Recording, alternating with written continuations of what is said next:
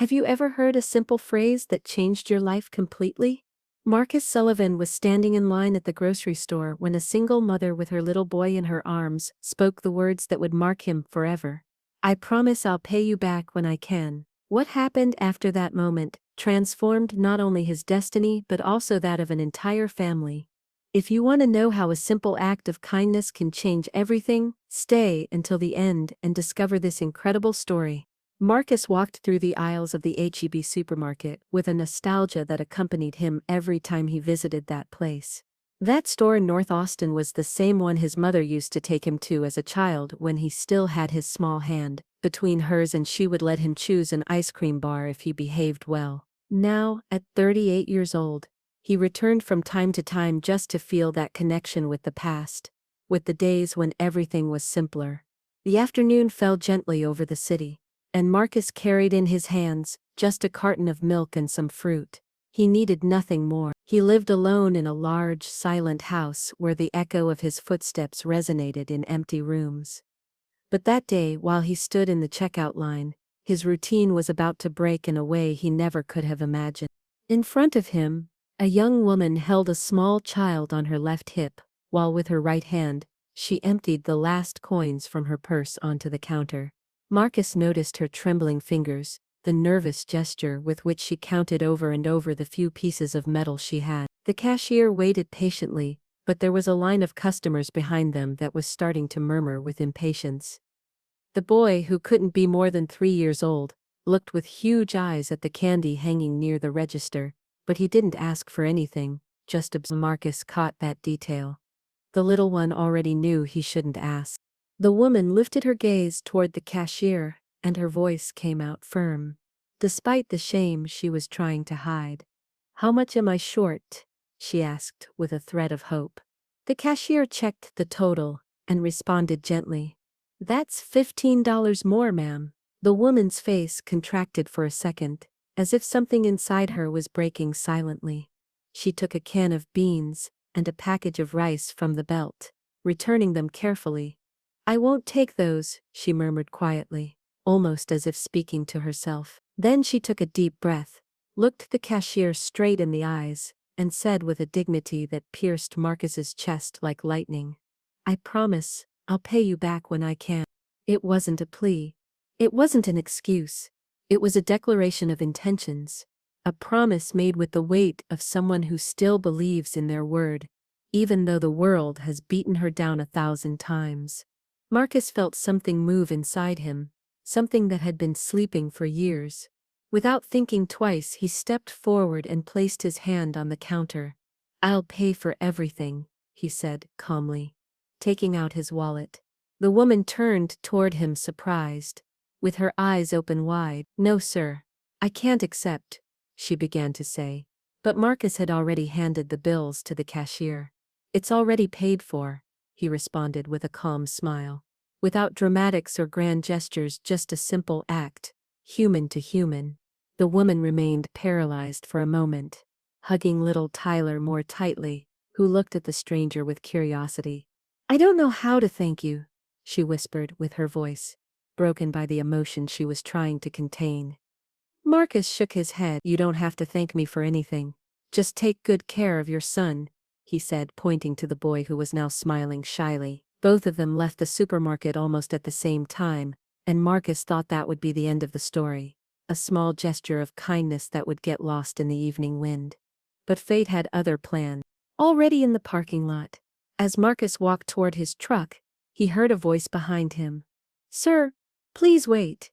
It was her, carrying the boy and the grocery bags with difficulty, almost tripping over her own steps. Marcus stopped and turned around. The woman reached him slightly out of breath, with her cheeks flushed from the run and the embarrassment. "Excuse me for bothering you again," she said with labored breathing.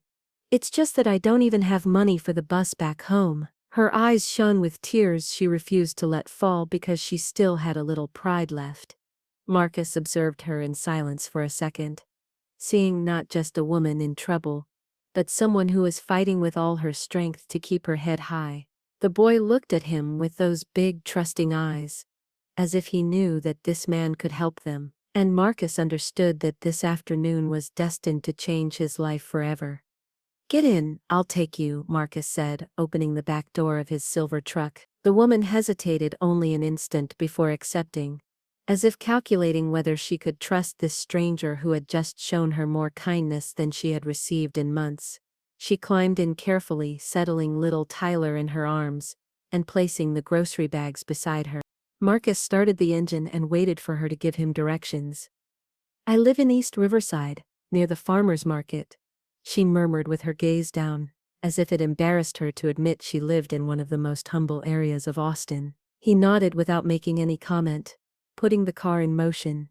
Silence filled the vehicle during the first few minutes, broken only by the soft purr of the engine and the occasional murmur from the child. Marcus looked at the road while she looked out the window, each lost in their own thought. But what neither of them knew yet was that this simple car ride would be the beginning of something that would change both their lives forever. It was Marcus who broke the silence. "What's your son's name?" he asked with genuine curiosity, looking at her through the rearview mirror. She lifted her gaze, surprised by the question. "Tyler?" she responded with a small but sincere smile, caressing the boy's head. "He just turned 3, Marcus smiled.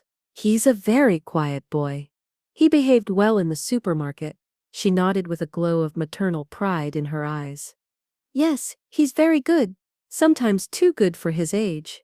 There was something in the way she said it that made Marcus perceive a hidden weight behind those words. The boy played with a worn plastic car he had pulled from his mother's pocket, oblivious to the adult's conversation. "Do you have children?" she asked with timidity, trying to maintain the conversation. The question hit Marcus like an invisible fist in the stomach, but he maintained his composure. "No," he responded simply without giving more details.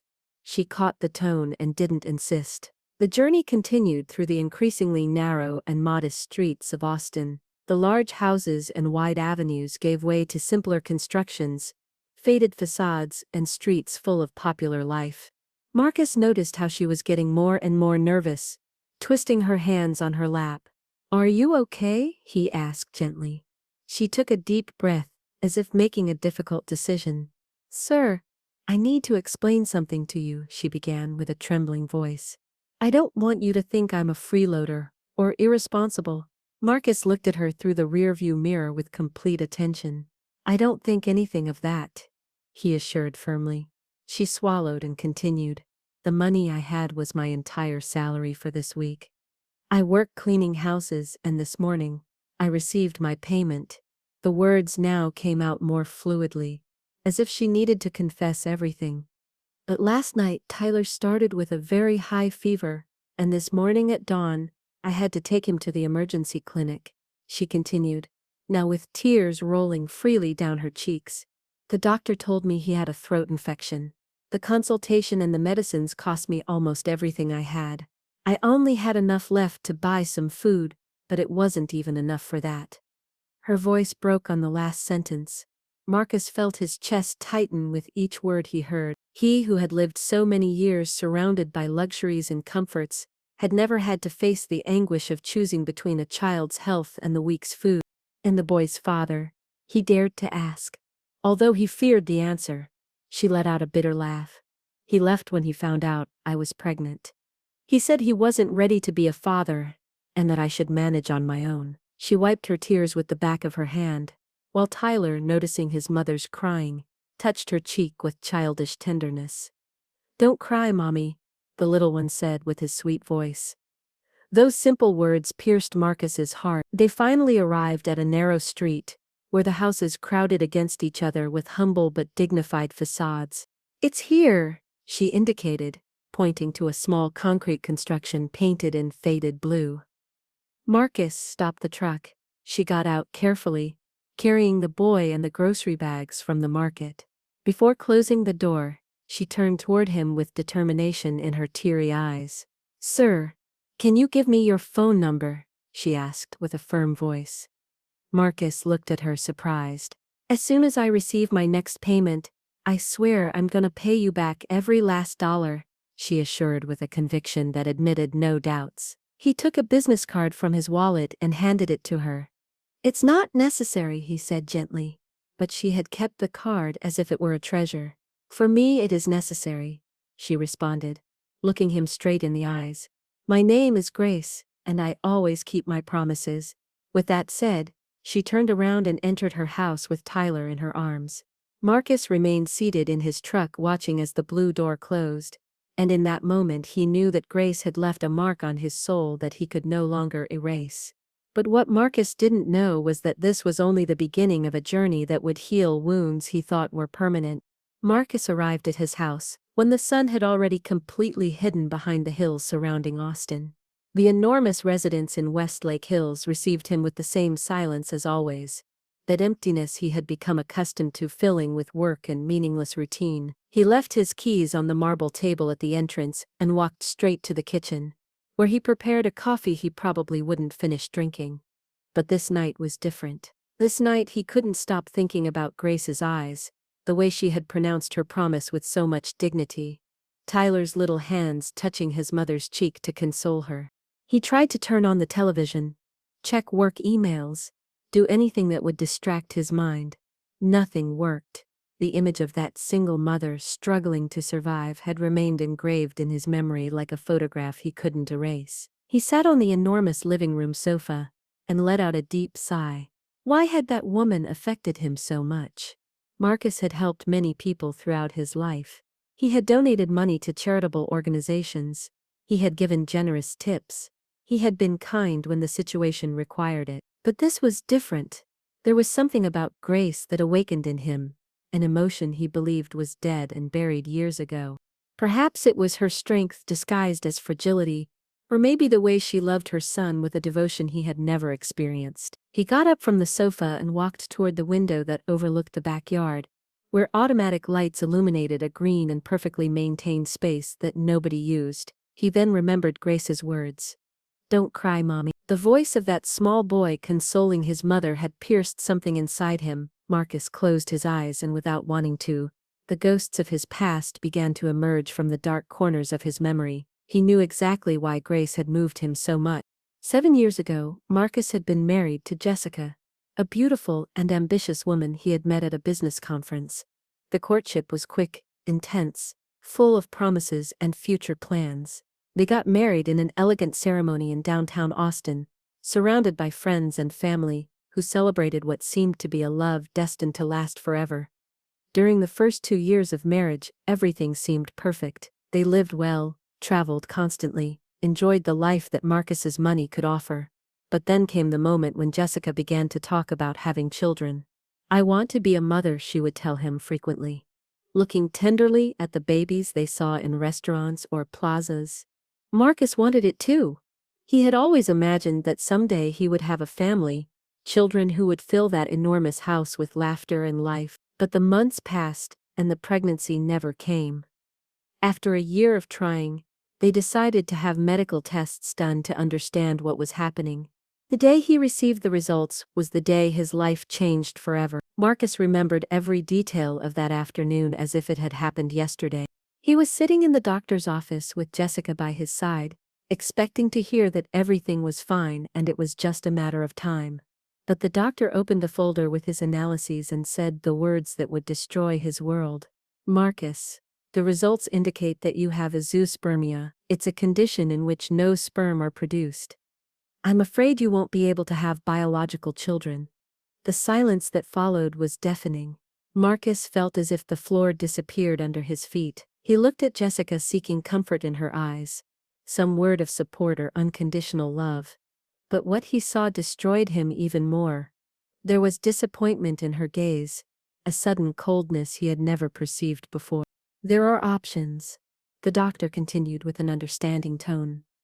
"Adoption, fertilization with a donor, alternative treatments." But Marcus barely listened. He could only see his wife's expression, who no longer looked at him the same way. The following months were a slow and painful nightmare. Jessica distanced herself emotionally, turning their marriage into a cold and meaningless coexistence.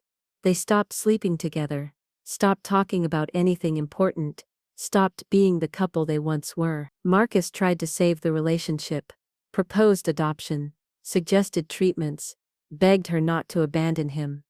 But one night, while they were having dinner in silence, Jessica left her utensils on the table and pronounced the words that would mark him forever. "I can't continue with this, Marcus. I want to be a real mother, have my own children. I can't live my whole life without experiencing that." She left 3 days later, taking her things and leaving only divorce papers on the dining room table. Marcus remained alone in that enormous house, feeling that he had not only lost his wife, but also the possibility of someday having a family. He closed his heart from then on, convinced that no woman would love him knowing he couldn't give her children. Until that afternoon, Grace and Tyler showed him that perhaps love didn't have to do with blood, but with something much deeper. The weeks passed slowly and quickly at the same time. Marcus tried to continue with his usual routine. Business meetings, supervision of his real estate investments, solitary meals in expensive restaurants, where the service was impeccable but the company non-existent. However, no matter how much he tried to concentrate on his work, Grace's image appeared at the most unexpected moments. When he signed a contract, he remembered her trembling hands counting coins. When he drove through Austin's streets, he unintentionally looked for trucks similar to the one in which he had taken her home. He kept the business card he had given her in his wallet, and more than once he took it out, just to confirm that the encounter had been real, and not a strange dream. His partners noticed his distraction during meetings. "Are you okay, Marcus?" his friend Robert asked during a business lunch. "I've been seeing you in the clouds lately." He just smiled and changed the subject. Because how could he explain that a woman he had known for 5 minutes had stirred his entire inner world? It was a Wednesday afternoon when his cell phone rang with an unknown number. Marcus was in his office reviewing the blueprints for a new real estate development. When he saw the screen light up, he hesitated for a second before answering, thinking it was probably some insistent salesperson or a wrong call, but something inside him urged him to answer. "Hello," he said in a professional tone. On the other side of the line he heard a female voice, nervous but determined. "Mr. Marcus, this is Grace. We met 3 weeks ago at the supermarket." Marcus's heart leaped in his chest. He immediately straightened up in his chair, dropping the blueprints on the desk. "Grace, of course I remember," he responded, trying to sound calm, although his pulse had accelerated. "How are you? How is Tyler?" There was a small pause before she responded. "We're fine, thank God. Tyler's completely recovered from the infection." Marcus felt genuine relief hearing that. "I'm very glad to hear that," he said sincerely. "Mr. Marcus, I'm calling because I already received my payment this week," Grace continued with a firmer voice. "I saved up the money you spent at the supermarket, and I want to give it back to you."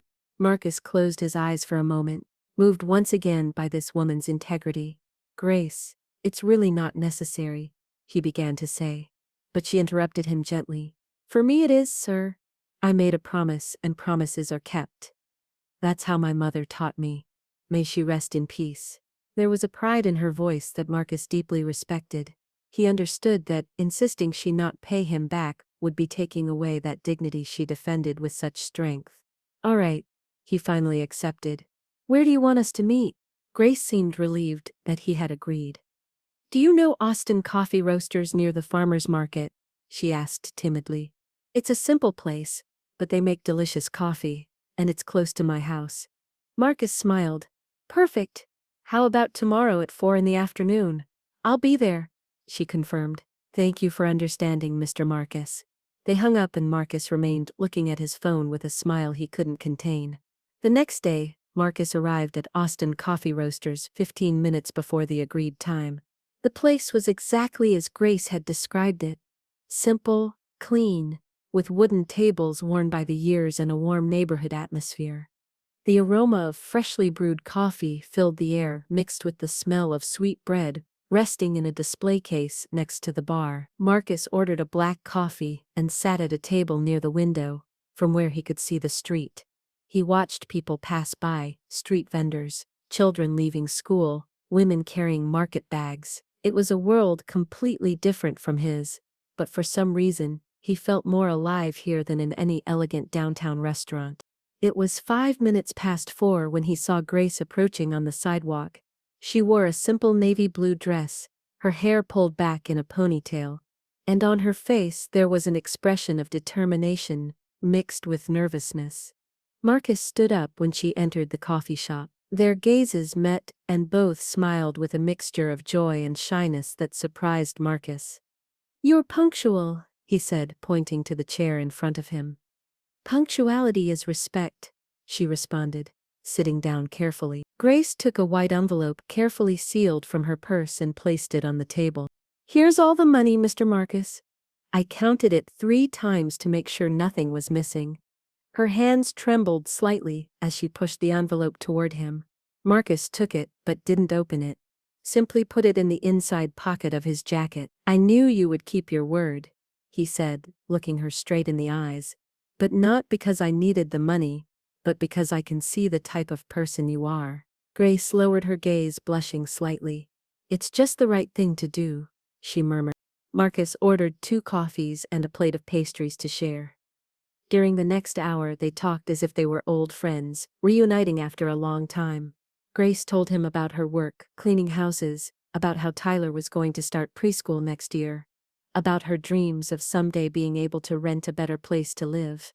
Marcus listened fascinated, not by extraordinary stories, but by the beauty there was in the simplicity of her life. And as he watched her smile while talking about her son, he understood something that filled him with hope and terror at the same time. This wasn't just a meeting to return money. This was the beginning of something that could change their lives. And Marcus knew he wanted to explore where this path would lead, even if it meant opening his heart again to the possibility of pain. But for the first time in years, the risk seemed worth it. After that meeting at Austin Coffee Roasters, Marcus found the perfect excuse to see Grace again.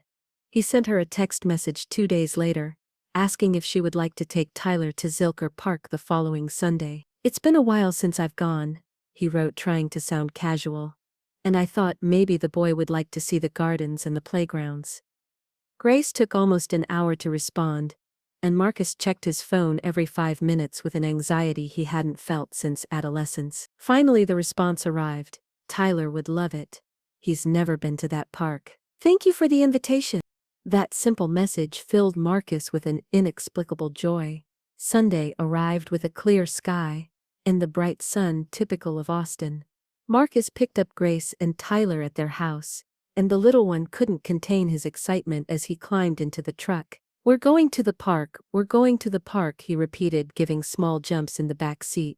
Grace gently scolded him, asking him to behave, but Marcus just laughed. It had been so long since he heard children's laughter in his car. Zilker Park was full of families enjoying Sunday, children running among the trees, couples walking hand in hand, balloon and cotton candy vendors filling the air with colors and sweetness.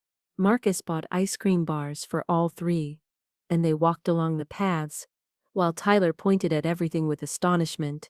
"Look, Mommy, a puppy. Look, there are ducks in the lake." Every small discovery of the boy was celebrated as if it were the most wonderful thing in the world. Marcus watched Grace interact with her son, the way she crouched down to his level to explain things, how she hugged him when Tyler ran toward her excited. There was a beauty in that simplicity that all the luxuries in the world couldn't buy. After a while they found a playground area where Tyler immediately launched himself toward the swings. "Push me. Push me," he shouted excitedly. Marcus approached and began to push him gently, listening to the little one's laughter that resonated like music in his ears. Grace watched them from a nearby bench with a smile that lit up her entire face. When Tyler got tired of the swings, he ran toward a small sand area where other children were building castles. Marcus and Grace sat together on the bench, watching him play. "I've never seen him so happy," Grace confessed, with a soft voice. "Normally we only play in the house's patio or in the street, but I never have time or money to bring him to places like this." Marcus felt a pang in his chest.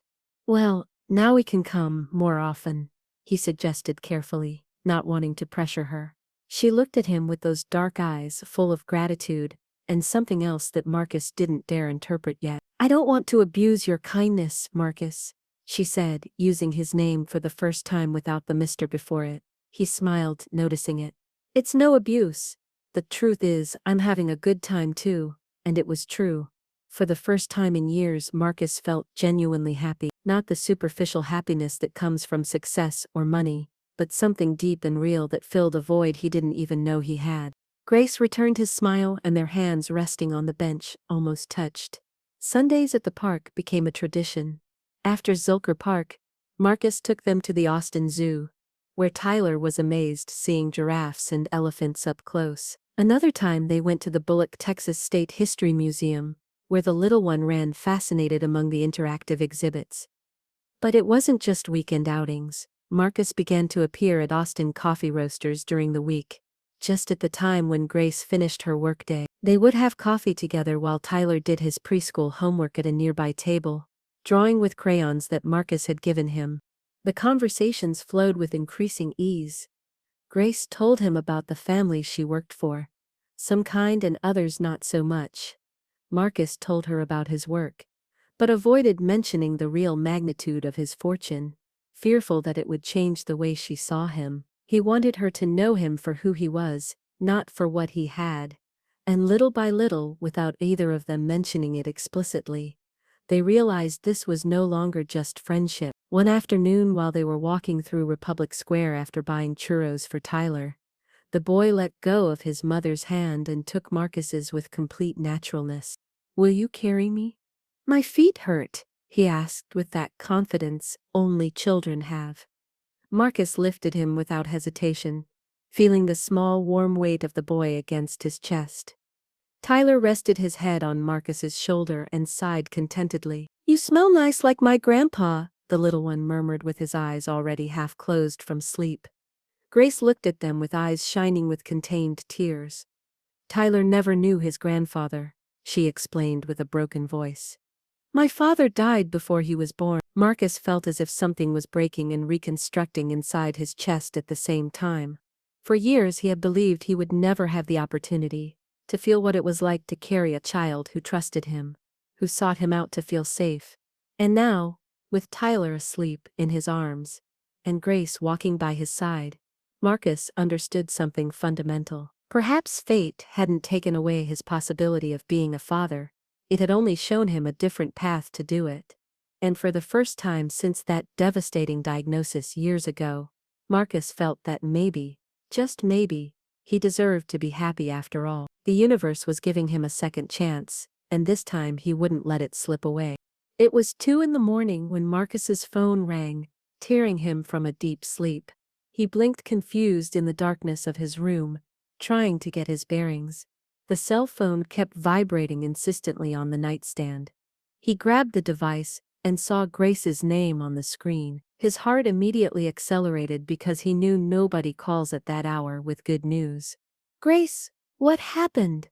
he answered with a worried voice already sitting up in bed. On the other side he heard broken sobs, the agitated breathing of someone in full crisis. "Marcus, forgive me for calling so late. It's Tyler. I can't. I don't know what to do." The words came out between desperate cries. Marcus stood up immediately, looking for his clothes with one hand, while holding the phone with the other. "Calm down, Grace. Take a deep breath and tell me what's happening." He heard her trying to control herself, swallowing air with difficulty. "He has a very high fever, Marcus. He's coughing horribly and having trouble breathing.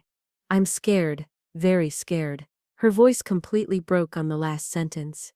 "Where are you?" Marcus asked, already fully dressed and looking for his truck keys. "At my house, but I think I have to take him to the hospital." "Don't move from there. I'm coming right now, and I'll take you," Marcus ordered firmly while running toward the door. "But Marcus, it's very far, and it's very late." Grace tried to protest weakly. "I don't care. I'll be there in 20 minutes. He cut her off already leaving his house. Marcus drove through Austin's empty streets like he had never done before. The illuminated avenues of downtown gave way to the darker streets of East Riverside. His mind was working at 1,000 miles per hour, imagining scenarios, remembering nearby hospitals, calculating times. He arrived at Grace's house in 18 minutes, knocking on the door urgently. She opened immediately with Tyler in her arms, wrapped in a blanket. The boy was pale, sweaty, with glassy eyes and labored breathing. "Let's go," Marcus said, without wasting time, quickly guiding them to his truck. Grace climbed in back with Tyler curled against her chest, murmuring words of comfort that the little one barely seemed to hear. "Calm down, my love. We're going to the hospital now. Everything will be okay." But her voice trembled with fear. Marcus started toward Dell Children's Medical Center, the closest with pediatric emergency services. The journey was an eternity compressed into 15 minutes. Marcus constantly looked through the rearview mirror, seeing Grace hug her son while silent tears ran down her cheeks. "Hang in there, champ," Marcus said, trying to sound calm. "We're almost there." Tyler coughed with a hoarse and deep sound that pierced the soul. When they finally arrived at the hospital, Marcus stopped the truck directly at the emergency entrance, not caring if parking there was prohibited. He quickly got out and opened the back door, helping Grace get out with the boy. They entered almost running into the emergency room, where the fluorescent lights shone with blinding intensity. "I need help. It's a child. He has a high fever and can't breathe well," Marcus shouted toward the reception desk. A nurse immediately approached, evaluating the situation with professional eyes. She saw little Tyler gasping in his mother's arms and reacted instantly. "Bring him this way quickly," she ordered, pointing toward the doors leading to the treatment area. Grace followed the nurse while Marcus ran behind them, refusing to stay in the waiting room. They took them to an examination room, where a young doctor appeared in less than 2 minutes. "Put the boy here," he indicated, pointing to a pediatric gurney. Grace laid Tyler down with trembling hands. The doctor began examining him immediately, listening to his lungs with the stethoscope, checking his throat, taking his temperature. 104 degrees fever, he announced seriously, and he has significant wheezing in both lungs. "How long has he been like this?" Grace tried to respond between sobs. Since yesterday afternoon he started with a cough. But at night he got worse, much worse." The doctor nodded while making quick notes. "I'm going to order an urgent chest X-ray and blood tests. From the symptoms, I suspect it's the beginning of pneumonia." The word fell on Grace like a hammer blow. "Pneumonia? My God, no." Her legs faltered and Marcus immediately held her, surrounding her with his arms. "Calm down. The doctor already knows what to do," he murmured in her ear, although he himself felt fear run down his spine. The doctor continued in a professional but understanding tone. "We need to admit him tonight to administer intravenous antibiotics and oxygen. He's also dehydrated, so we'll give him fluids." Grace nodded, unable to speak, clinging to Marcus's hand as if it were the only thing keeping her standing in that nightmare moment. An hour later, Tyler was installed in a room in the pediatrics area. They had put an intravenous line in his little arm, an oximeter on his finger, and a nasal cannula that provided him oxygen. The boy had stopped crying, exhausted by the fever and the effort to breathe, and now he slept restlessly between the white hospital sheets. Grace was sitting in a chair next to the bed, holding Tyler's free hand, not letting go even for a second. Her eyes were red and swollen from crying so much. Marcus was standing by the window, looking at the illuminated city out there, but his mind was completely in that room. He turned and observed Grace, so fragile and strong at the same time, watching over her son's sleep. "You should rest a little," he suggested, gently approaching her. Grace shook her head without taking her eyes off Tyler. "I can't. What if he needs me and I'm asleep?" Marcus dragged another chair and sat next to her. "Then we'll take turns. You sleep an hour, I'll watch him. Then I'll sleep and you watch him." Grace looked at him, for the first time since they entered the room, with eyes full of gratitude and something deeper. "Why are you doing all this for us?" she whispered. Marcus took her free hand between his. "Because you've become very important to me," he responded with an honesty that surprised even himself. And in that moment, amid the crisis and fear, they both knew that what they felt could no longer be denied or hidden. Dawn arrived, filtered through the beige curtains of the hospital room. Marcus hadn't slept even 1 minute. He had stayed awake all night, watching Tyler's every breath, every movement, every small gesture that could indicate improvement or worsening. Grace had finally yielded to exhaustion around 5 in the morning, resting her head on the edge of the bed where her son slept, with her hand still intertwined with the little one's. Marcus watched her sleep, noticing the marked dark circles under her eyes, the lines of worry that furrowed her forehead even in dreams. He took off his jacket and gently placed it over her shoulders like an improvised blanket. It was 7 when the morning shift nurse entered to check Tyler's vital signs. "How did he spend the night?" she asked in a low voice, seeing Grace asleep. "Restless but stable," Marcus responded in a whisper.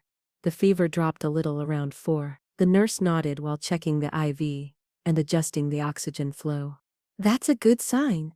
The doctor will come see him in an hour." When she left, Tyler began to move, slowly opening his eyes. "Mommy," the boy called with a weak and hoarse voice. Grace woke up instantly, as if a spring had propelled her. "I'm here, my love. Mom is here," she said, bringing her face close to Tyler's, kissing his forehead with infinite tenderness. The little one looked around, confused, noticing the wires, the machines, the white walls. "Where are we?" he asked, with fear in his big eyes. "In the hospital, sweetheart. You got sick last night, but you're already getting better," Grace explained, with a smile that tried to hide her own anguish. Then Tyler saw Marcus standing by the window. "Marcus," the boy murmured, and a small smile appeared on his pale lips. Marcus immediately approached, sitting on the other side of the bed. "Hi, champ. You gave us quite a scare," he said with a soft voice, caressing the boy's messy hair. "Did you bring me to the hospital?" Tyler asked. "Of course, that's what friends are for, right?" Tyler nodded weakly. "Are you going to stay?" he asked, with a vulnerability that pierced Marcus's heart. "I'm not moving from here," he promised. And he meant it completely seriously. The doctor arrived around 8, carefully reviewing Tyler and studying the X-ray they had taken during the early morning. "Indeed, it's pneumonia in an early stage," he confirmed seriously, but without alarm. "The good news is, you brought him in time. With the antibiotic treatment and oxygen, he should improve in the next 3 to 4 days." Grace let out a sigh of relief, so deep it seemed she had been holding her breath for hours.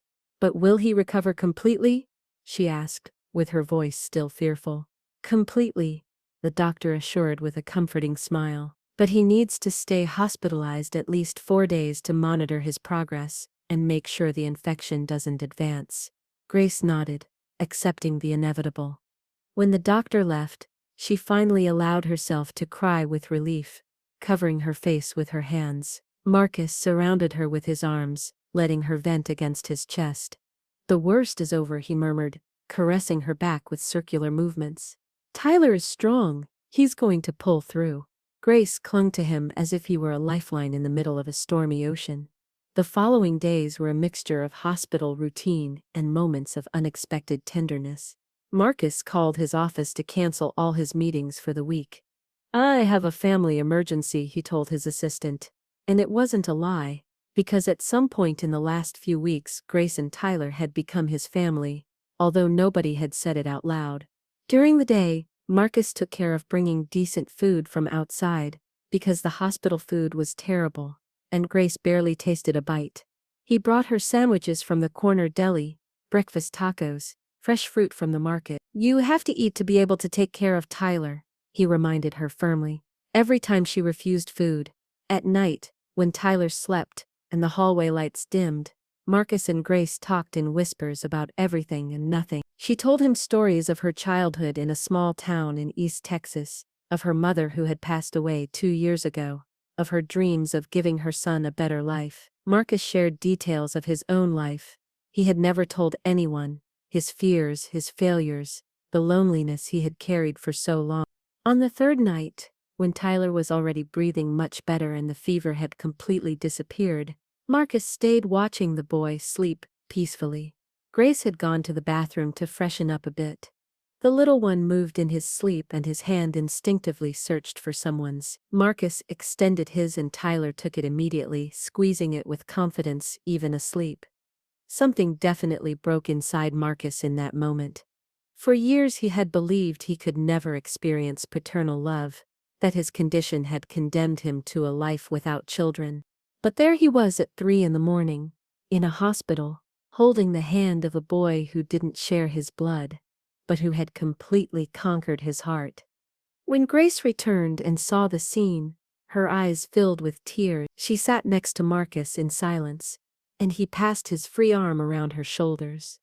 They remained like that, the three of them connected in a circle of silent love, while the machines hummed softly and the city slept out there. Marcus knew in that instant that it didn't matter what biology said. He was already a father in everything that really mattered. The morning of the fourth day arrived with news that filled the room with joy. Tyler would be discharged. The doctor entered smiling, checking the little one's lungs one last time with the stethoscope. "He's breathing perfectly," he announced with satisfaction. "The pneumonia is controlled. You can go home today, but with oral medications that must be completed for 10 more days." Tyler celebrated the news, giving small jumps in the bed with an energy he hadn't shown in days. "I'm going home. I'm going home," he sang excitedly. Grace laughed between tears of happiness, hugging her son tightly. Marcus felt a relief, so deep, he had to sit down for a moment. He hadn't realized how much tension he had been carrying, until he could finally let it go. "I need you to stop by administration to review some details before leaving," the doctor indicated before retiring. Grace nodded, but as soon as the doctor left, her expression changed. The joy mixed with worry, and Marcus immediately noticed the change. "What's wrong?" he asked, approaching her. Grace bit her lower lip, a gesture that Marcus had already learned to recognize as a sign she was distressed. "The hospital bill," she murmured, looking at the floor. 4 days admitted, all the medications, the tests. "I have no idea how much it's going to cost, but I know I don't have enough to pay for it." Her voice became smaller with each word. Marcus felt a pang of pain seeing how she worried about money when the only thing that should matter was Tyler's recovery. "Grace?" he began to say. But she interrupted him. "No, Marcus. Please, don't tell me not to worry. I know you've done so much for us, more than anyone has ever done. But this is my responsibility. Tyler is my son, and I have to find a way to pay." There was an iron determination in her voice, that same dignity Marcus had admired from the first moment in the supermarket. He sat next to her, and took her hands between his. "Do you trust me?" he asked, looking her straight in the eyes. She nodded without hesitation. "Then let me help you." Grace started to protest, but Marcus gently raised a hand. "Listen to me. I'm not asking for permission. I'm telling you what I'm going to do. I'm going down to administration, and I'm going to resolve the bill issue. I don't want you to worry about that." Grace shook her head, tears beginning to roll down her cheeks.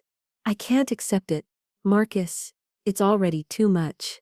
I have no way to pay you back." "I don't want you to pay me back," he interrupted firmly, but with tenderness. "I want to do this because you're important to me, because in these last few weeks, you've given me something I thought I'd never have. You've made me feel like I belong to something, like I have a reason to wake up every morning beyond work and business." His voice broke slightly on the last words. Grace looked at him with wide eyes, listening to each word, as if they were the most important she had ever heard. "Let me do this," Marcus pleaded. "Please." Grace closed her eyes, letting the tears fall freely, and finally nodded. "But someday I'm going to pay you back," she murmured. "Somehow, someday." Marcus went down to the hospital administrative office, while Grace helped Tyler get dressed with the clean clothes she had brought from home. The employee behind the counter handed him the itemized bill. 4 days of hospitalization, intravenous antibiotics, oxygen, laboratory tests, x-rays. The total amounted to almost $12,000. For Marcus, it was an insignificant amount, but he knew that for Grace it represented months of work, perhaps an entire year of savings she never managed to accumulate. He took out his credit card and paid everything without blinking. "Under what name should I issue the receipt?" the employee asked. Marcus hesitated for a second. He could ask to have it put in his name, but something told him Grace needed to preserve her pride. "Under Grace Mitchell's name," he responded, remembering the last name he had seen on the admission papers. She already covered the payment. The employee processed the information without asking questions. When Marcus returned to the room, he carried with him the receipt marked as paid and the discharge papers. Grace looked at him expectantly, still with Tyler in her arms. "How much was it?" she asked with a trembling voice. Marcus extended the papers to her. "It's all resolved," he said simply. Grace took the documents with trembling hands and read the word paid stamped in red. Her eyes opened wide. "Marcus, no. How much did it cost? Tell me how much so I know." But he shook his head. "It doesn't matter how much it cost. What's important is that Tyler is well, and you can go home."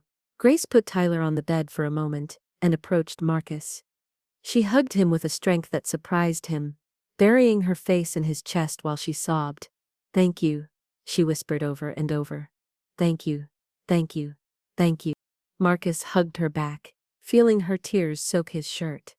Tyler watched them from the bed with a smile, as if he perfectly understood what was happening. When Grace finally separated, she looked him straight in the eyes with those dark eyes full of emotion, and repeated the same words she had said weeks ago in the supermarket, but this time with a completely different meaning. "I promise I'll pay you back when I can," she said with a broken voice. But they both knew she was no longer just talking about money. She was talking about love, gratitude, an emotional debt that could only be paid with the heart. Marcus took Grace and Tyler back to their small house in East Riverside. The journey was quiet, with Tyler asleep in the back seat, exhausted but finally healthy. When they arrived, Marcus helped bring down the bags with the medicines and the belongings they had accumulated during the days in the hospital. Grace opened the door of her humble home and entered carrying Tyler, taking him straight to his small room to lay him in his bed. Marcus stood in the living room observing the place with new eyes, the walls painted with care, although the paint was already peeling in some places, the old but clean furniture, the photographs of Tyler in different stages of his short life stuck on the wall with adhesive tape. Everything was simple, modest, but it was full of love. There was more warmth in those four small walls than in his entire enormous mansion. Grace returned to the living room after tucking in her son, closing the bedroom door carefully, not to wake him. She stood in front of Marcus, and for the first time in days, they were completely alone, without doctors, without nurses, without the urgency of a medical crisis. The silence between them was charged with everything they hadn't said yet. "I don't even know where to start thanking you," Grace said with a soft voice, taking a step toward him. "You've done so much for us, Marcus. You saved our lives that night. I don't know what I would have done without you." Marcus shook his head, shortening the distance between them. "You didn't save me, Grace. You saved me too." She looked at him confused. "How did we save you? You have everything. Money, a beautiful house, success." "I had everything, except the only thing that matters," he interrupted her with intensity in his voice. "I had an empty life, without purpose, without love. I came and went from work like a ghost. I returned to an enormous house where the only sound was the echo of my own steps." He took Grace's hands between his, feeling how she trembled slightly. "And then I met you, and for the first time in years, Grace, I felt my life had meaning. Waking up every morning knowing I would see you gave me a reason to keep going." Their eyes met, and the world seemed to stop for a moment. Marcus could hear the accelerated beating of his own heart. "Grace," Marcus began, but the words stuck in his throat. He had rehearsed this moment 1,000 times in his mind during the nights in the hospital, but now that he was here in front of her, everything he had planned to say evaporated. He took a deep breath and decided to speak from the heart, without filters or preparation. "I know we've known each other for a short time. I know our lives are completely different. I know it's probably crazy what I'm about to say." He paused, gathering all his courage. "But during these days in the hospital, taking care of Tyler, holding you while you cried, watching over your son sleep, I realized something I can no longer ignore." Grace looked at him with wide eyes, holding her breath. "I fell in love with you. I fell in love with your strength, with your dignity, with the way you love your son with every fiber of your being, and I fell in love with Tyler too, with his laughter, with his innocence, with the way he trusts me." Marcus's voice trembled with emotion. "You've already paid me back with love, Grace. You gave me something I thought I'd never have. A family." Grace began to cry. But this time they were tears of a completely different emotion. "Marcus, I too." She tried to speak, but the words drowned between sobs. Marcus wiped her tears with his thumbs, holding her face with infinite tenderness. "Let me finish," he whispered with a smile. "For years I thought I couldn't be a father because my body wouldn't allow it. A woman I loved abandoned me because of that, and for a long time I believed I didn't deserve to form a family. But Tyler taught me that being a father has nothing to do with biology. It has to do with being present, with caring, with loving, without conditions." He knelt in front of her, taking both of Grace's hands between his. He didn't have a ring prepared, hadn't planned for this to be the moment, but everything felt perfectly right. "Grace, the only thing I want is for you to be my family. Marry me. Come live with me. Let me be the father Tyler deserves and the husband you deserve." Marcus's eyes shone with tears. He never allowed himself to shed. "Let me spend the rest of my life showing you that true love exists." Grace fell to her knees in front of him, surrounding his neck with her arms and hugging him with all the strength she had. "Yes," she whispered against his ear. "Yes, yes, 1,000 times yes." Both remained like that, embraced on the floor of that small living room, crying with happiness, feeling how all the pain of the past dissolved in the promise of the future. When they finally separated, Marcus cleaned the tears from Grace's face and kissed her for the first time. It was a kiss full of promises, of hope, of pure and true love. They separated when they heard a little voice from the bedroom door. "Mommy, why are you crying?" Tyler was standing there in pajamas, rubbing his sleepy eyes, looking at them with concern. Marcus and Grace looked at each other and laughed between tears. "Come here, champ," Marcus called, extending his arms. Tyler ran toward them and Marcus lifted him, sitting him between himself and Grace. "Would you like Marcus to come live with us forever?" Grace asked, caressing her son's hair. Tyler's eyes lit up like stars. "Really, forever and ever?" Marcus nodded, smiling. "Forever and ever." Tyler threw his little arms around Marcus's neck. "Yes, I want you to be my dad." And with those simple words pronounced by the innocent voice of a child, the family none of them expected finally became complete. The following week was a whirlwind of emotions and changes. Marcus insisted that Grace quit her job, cleaning houses. "You don't have to work like that ever again," he told her firmly. "I want you to concentrate on taking care of Tyler and planning our wedding." Grace protested at first, clinging to her independence.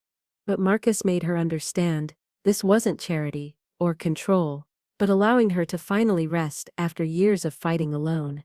They began planning the move to Marcus's house, and Tyler couldn't contain his excitement, imagining having his own big room, a yard where he could play, space to run.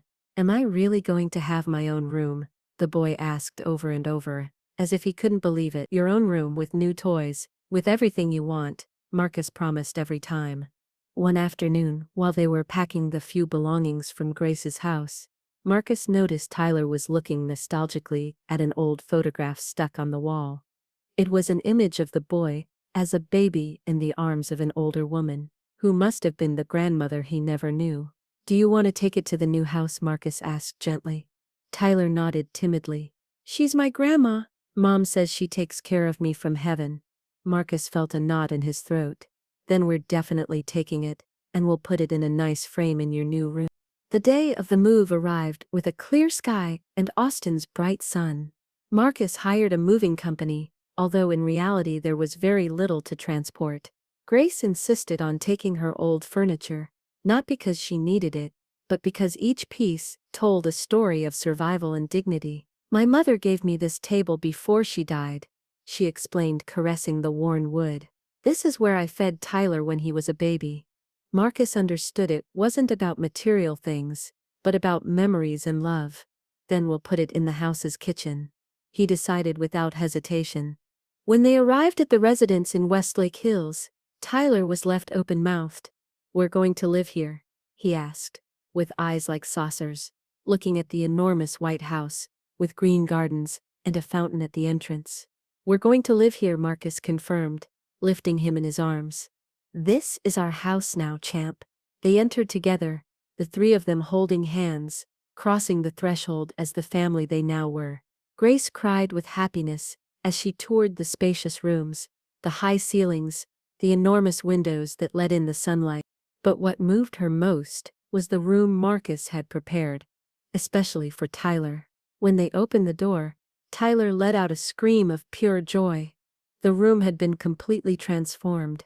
The walls were painted sky blue with white clouds. There was a bed in the shape of a race car, shelves full of new books, a huge toy box, and on the largest wall, framed with care, was the photograph of Tyler with his grandmother. But what made the boy run toward the center of the room with tears of happiness was what he saw by the window. A huge stuffed dinosaur almost his same size, exactly like the one he had always seen in toy store windows. But his mother had never been able to buy him. "It's the dinosaur. It's my dinosaur," he shouted, hugging it with all his strength. Grace covered her mouth with her hands, sobbing with emotion. "How did you know?" she asked Marcus, between tears. "Tyler mentioned it to me once," he responded with a smile, remembering a casual conversation at the park weeks ago. "He said that someday when he was grown up and had money, he would buy himself a giant dinosaur." Grace hugged him tightly. "You're the most wonderful man I've ever met," she whispered.